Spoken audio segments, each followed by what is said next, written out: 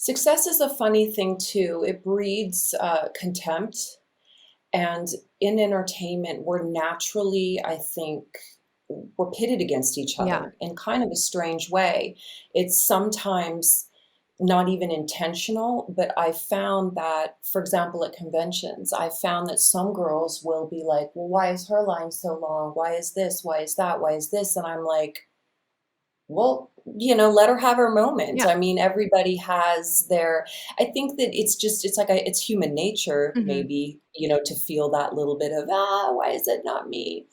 But it's a funny business. Sometimes I ask myself, I'm sure you do too. In fact, I was going to ask you, there is that moment. Everybody has that moment. I don't know if it's when you're on set. I don't know if it's when you see yourself when you're like you're proud. I don't know. I was very proud when every time I got a magazine cover. Hmm. That was a huge accomplishment for me. Modeling has always been my first love, and I think that some of the I don't want to go as far as to say painful moments that we have in the business because it's work. Hmm. It's so much work to be successful. It's so much work to get to where we are.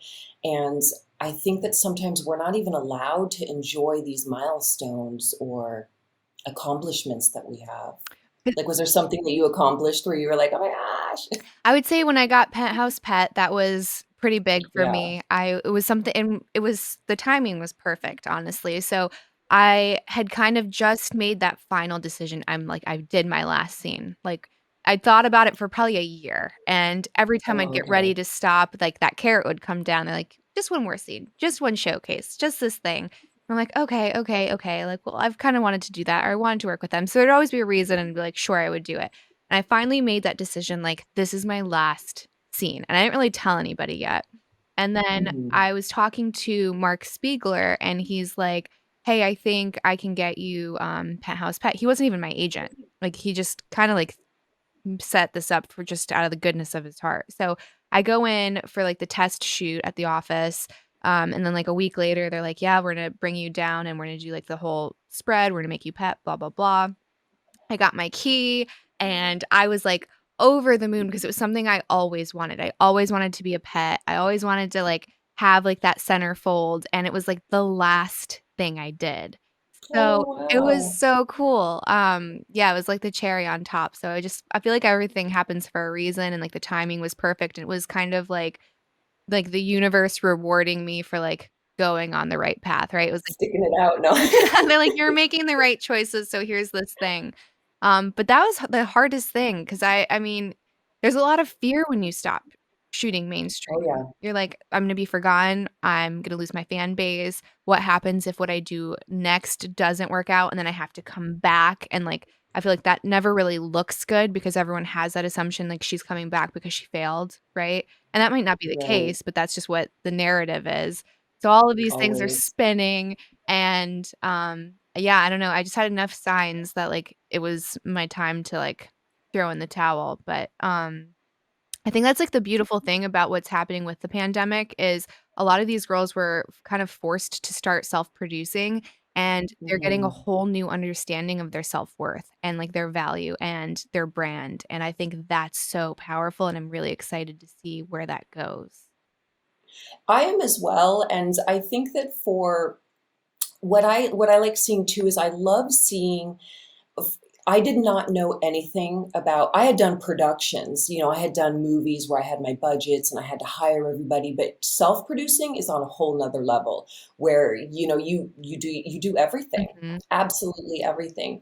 And I like seeing how creative everybody's getting. And I've picked up what's really nice lately too is I said earlier, I'm really terrible at social media.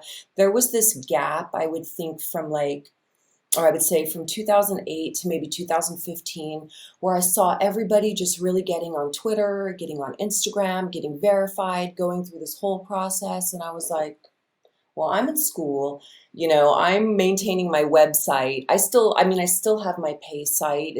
I've kept it all these years. It still does really well. So I kind of always was of this mentality that social media just wasn't a paywall. Mhm. So I never utilized it. And now I'm kind of seeing how many women have and how it's done really well for them. Mhm.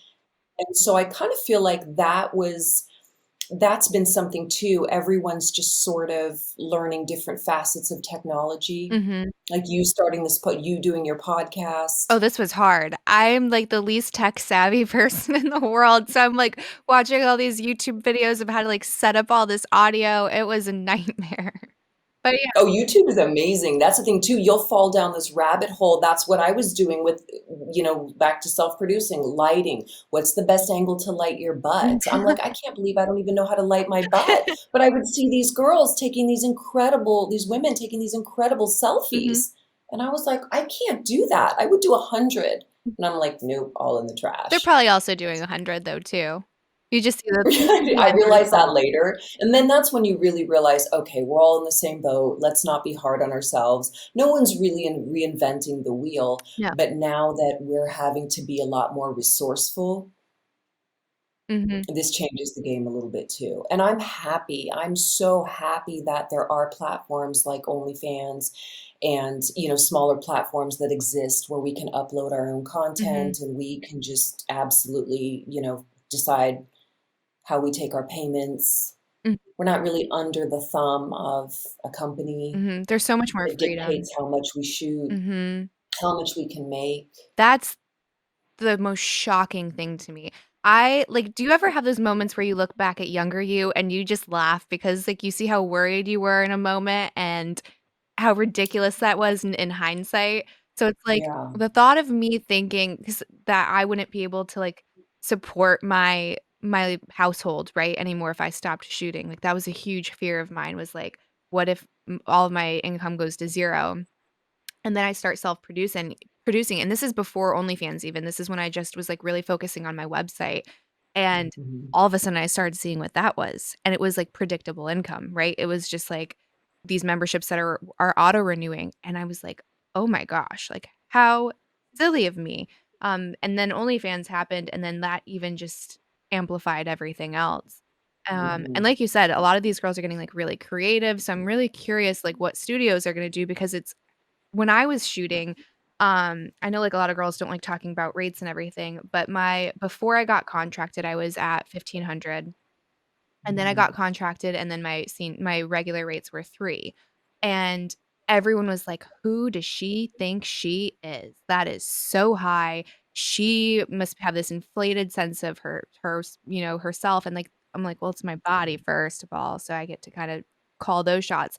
And to think that that was high in retrospect for an entire day, like, a lot of people don't realize, like, my longest days were, like, 18 hours on set, and they'd get to And for the rest of your life, by the way, you don't get residuals. no. This is the end all be all. Right, and, like, they They usually own this. repurpose that and sell it in other countries, so, like, that one product that you made, they turned into 100, they turned it into a calendar, they turned it into a HBO series, they did all of these things, and you get this tiny little sliver. Um, Absolutely. yeah, so it really shifted my mindset on that, and I don't know, I felt like a lot more, I guess, like, proud and, like, in control and, like, it validated my decisions back then when, like, everyone's like, "You need to be at $1,000." I'm like, "That's crazy." I was waitressing Yeah. and bartending and pulling that in a shift when I was in Exactly. school. That's crazy to me to have, like, this very personal scene online forever. Right? And that closes so many doors too, like, moving forward, like, I can never go be a well, maybe I could be a professor, but it's very unlikely, and I can't go sell insurance, and I can't like, there's a lot of things I can't do because of my past, right? So it has Mhm. to be worth it.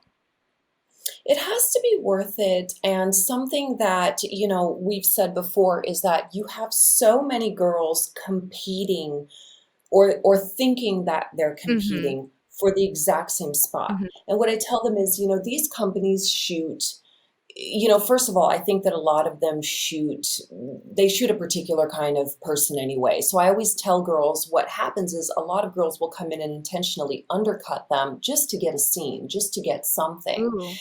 And like you said, I had really high rates too. A few times I even went up to 5,000 because I'm like, Yeah, listen, girl. I'm going to be there all day and all night. And by the way, looking back, so many of them were spliced into softcore, other Mhm. scenes. I mean, I remember one movie being 3 movies, and I thought, well, I don't remember doing that. And they had chopped it up and and again, you never get you never get any residuals. You never get anything else Mhm. after that.